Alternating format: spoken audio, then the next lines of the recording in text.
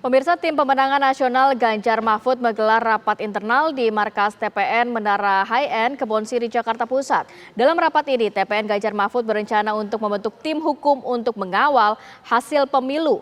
Tak hanya itu, PDIP juga siap oposisi memperjuangkan kepentingan rakyat. Bukan suatu rapat yang dihadiri oleh seluruh ketua umum dari parpol pengusung Pak Ganjar Mahfud, Ibu Mega, Pak Mardiono, Pak Haritanu, dan juga Bang Oso, serta seluruh tim inti dari TPN 03. Disampaikan berbagai temuan-temuan, baik yang disampaikan melalui para aktivis, para pejuang-pejuang pembela demokrasi terhadap kecenderungan terjadinya rekayasa pemilu yang terutama dilakukan secara sistematis.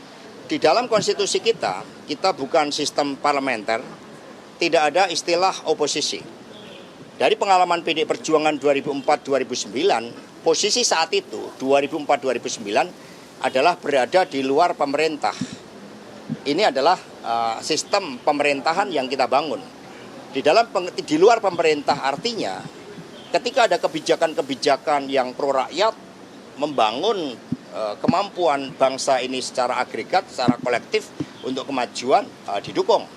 Tetapi ketika ada yang berbeda, misalnya impor beras yang merugikan kepentingan petani, nah di situ menyampaikan suatu sikapnya. Nah, terhadap sikap-sikap politik itu tentu saja belum tahapannya ke sana, karena tahapan saat ini adalah mencermati seluruh proses rekapitulasi penghitungan suara dari KPU yang nantinya akan dijadikan sebagai basis pengambilan keputusan terkait dengan penetapan pasangan calon terpilih. Ya, tadi adalah pernyataan dari Sekjen PDIP Hasto Kristanto yang menyatakan saat ini memang juga belum memikirkan bagaimana koalisi atau oposisi, tapi siap untuk menjadi oposisi nantinya ke depannya. Saya mau ke Bang Andre. Bang Andre, kalau melihat Prabowo memang merangkul semua pihak, merangkul semua kekuatan untuk nantinya mau masuk ke dalam kabinet atau tidak. Tapi kita pasti juga menginginkan koalisi ini jangan terlalu gemuk lah Bang, kira-kira 50% saja biar ada check and balances, biar ada juga yang nantinya kekuatan pengontrolnya ke depannya. Tanggapan Anda Bang? Sekali lagi Putri, Ratih ya, bahwa kami, Pak Prabowo sudah menegaskan bahwa beliau akan menjadi pemimpin seluruh rakyat Indonesia. Dan beliau dari sejak zaman kampanye sudah menyampaikan secara terbuka beliau akan merangkul seluruh kekuatan yang ada. Nah, nanti tentu apakah beliau mampu merangkul seluruh kekuatan ada, mengajak seluruh kekuatan yang ada, nanti kita tunggu saja. Ratih, yang jelas komunikasi sedang berjalan dengan baik dengan seluruh pihak, apalagi kita tahu Pak Prabowo tidak pernah punya masalah dengan partai apapun dan tokoh apapun di Indonesia. Hubungan Pak Prabowo sangat baik dengan Bu Megawati, dengan teman-teman PKS juga hubungan Pak Prabowo juga sangat baik, dengan Pak Surya Paloh juga sangat baik, dengan seluruh partai yang ada, PKB juga hubungannya juga sangat baik. Jadi insya Allah sekali lagi kita doakan saja dan kita tunggu proses ini berjalan dengan lancar dan baik sehingga KPU bisa memutuskan dan menuntaskan proses pemilu ini. Lalu yang kedua, kalau memang ada yang tidak puas, tentu ada saluran hukumnya di Mahkamah Konstitusi. Nanti kita tunggu seluruh proses yang ada. Yang jelas komitmen Pak Prabowo, kalau memang mandat itu diserahkan kepada beliau dan beliau dilantik menjadi Presiden 20 Oktober nanti, insya Allah beliau akan menjadi Presiden seluruh rakyat Indonesia. Beliau akan menjadi Presiden seluruh tumpah darah Indonesia, baik yang mendukung maupun tidak mendukung. Mari kita doakan saja. Yang jelas kami sesuai arahan Pak Prabowo sekarang menunggu saja keputusan dari KPU. Begitu, Ratih. Baik, makasih Bang Andre. Saya bergeser ke Bang Mardhani. Ya, Bang Mardhani, terima kasih. ya kalau sama kurang lebih pertanyaannya kepada Bang Mardhani juga mengenai koalisi yang nantinya akan seperti apa? Akankah juga memang yang diharapkan koalisi yang tadi dikatakan, oposisi yang dikatakan oleh Bang Hensat bahwa oposisi yang bisa mengkritisi pemerintahan juga. Oposisi yang juga nantinya bisa membangun soliditas internal partai yang cukup kuat dan juga grassroots yang cukup kuat ke depannya. Tapi kalau dari sisi Anda seperti apa, Bang? Ya, yang pertama tetap tunggu keputusan KPU. Karena itu kita kritik ketika Pak Jokowi sudah memberikan selamat.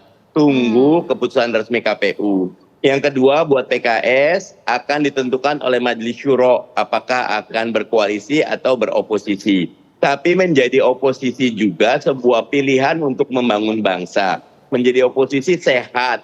Menjadi oposisi itu bisa membangun demokrasi. Menjadi oposisi juga akan membuat kita menjadi orang-orang yang menjaga demokrasi. Buat PKS, koalisi atau oposisi dua-duanya baik selama dasarnya adalah nilai untuk memajukan NKRI. Begitu.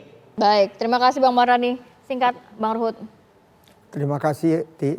Jadi kalau kami PDI Perjuangan, ya, pertama saya terima kasih nih sama Pak Henry Satrio.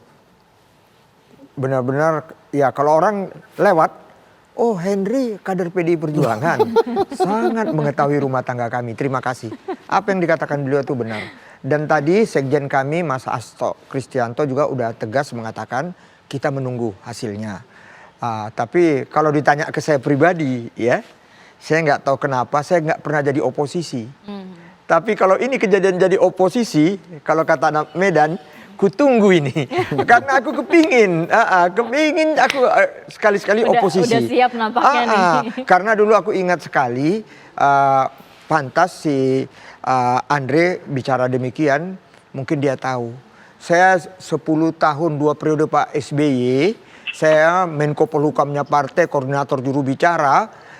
Tadi Pak Hensat bilang, tiap hari saya terus di TV mengonter PDI Perjuangan sebagai oposisi, ya. Jadi bisa kebayang lah, ya. Kalau saya sih, ya nanti akan sering diundang sama TV One dan TV-TV lain. Ya kami, tapi yang jelas Ibu Mega itu betul-betul seorang ibu, sorga di telapak kaki ibu, ya. Beliau sebagai ketua umum, ya. Tadi baik sekali Pak Hensat mengatakan memang kader kami di bawah ini, ya apa ya? Betul-betul marhain, ya, sifat-sifat marhain ada di hati mereka. Jadi nggak usah khawatir militansinya, ya. Jadi apapun semua tegak lurus kepada Ibu Megawati Soekarno Putri, ya. Dan kami apa yang diputuskan Ibu Mega kami siap mendukungnya 100%. Itu saja. Mau dijawab ini pertanyaan Pak ada desas-desus dari Pak Hensat. Ya ini baik. Pak Henry Satrio ini pengamat yang paling canggih. Ini sahabat saya.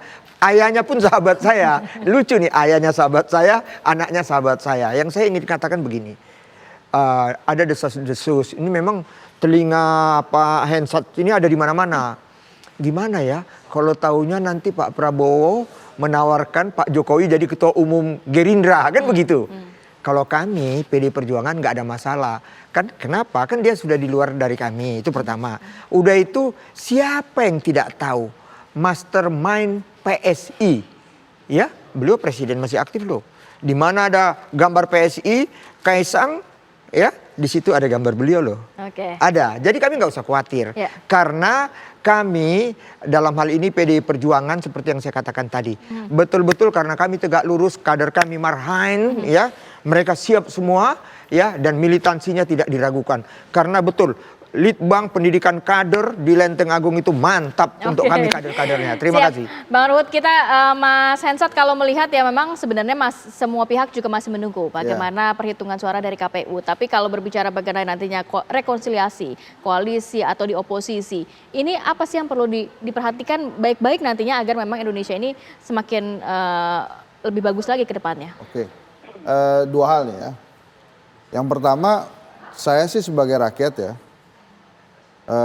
pribadi lah, supaya demokrasi ini kembali ke tatanan yang lebih baik lagi.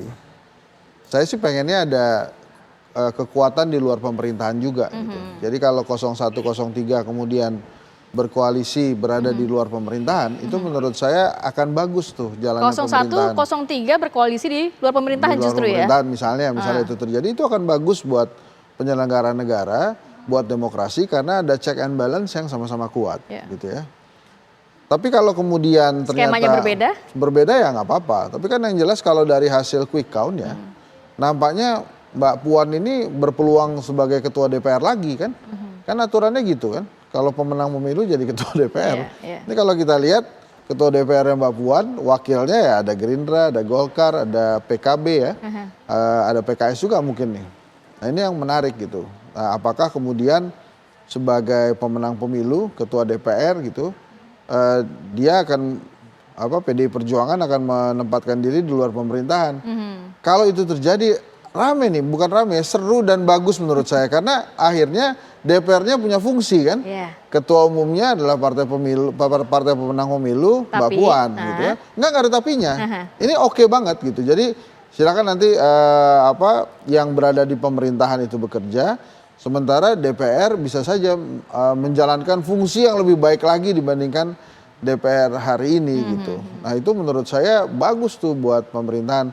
Tapi lagi-lagi saya kok ngelihatnya yang paling berpeluang berada di luar pemerintahan itu ada dua aja. Siapa, Bang? PDI Perjuangan dan PKS.